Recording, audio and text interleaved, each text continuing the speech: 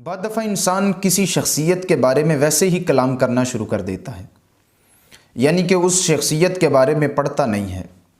اور کسی بڑے نے سچ کہا تھا کہ جب آپ کسی شخصیت کے بارے میں بات کرنے لگیں تو سب سے پہلے اس سے آشنائی ضروری ہے۔ آپ نے اس کو اسٹڈی کیا ہو، پڑھا ہو، تاکہ آپ کو پتہ چلے کہ آپ جس کے بارے میں کلام کر رہے ہیں آخر میں وہ ہے کیا۔ مجھے واصف صاحب رحمۃ اللہ تعالی علیہ کے بارے میں بڑے خدشات تھے۔ جب ہمارے ہاں مذہبی لوگوں میں اس بات کا رجحان زیادہ ہے کہ وہ دنیا دار لوگوں کو اپنے خاطر میں کم لاتے ہیں، تو میرے نزدیک واصف صاحب ایک دنیا دار آدمی تھے۔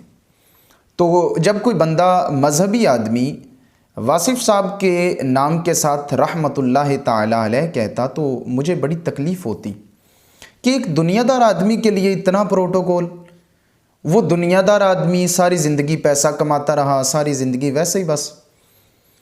لیکن جب لوگوں کی زبانوں سے میں نے اتنا تذکرہ واصف علی واصف رحمۃ اللہ تعالی علیہ کا سنا تو میرے دل نے گواہی دی، یار جس بندے کا اتنا تذکرہ لوگ کرتے ہیں اس بندے کو ایک دفعہ پڑھ تو لیا جائے۔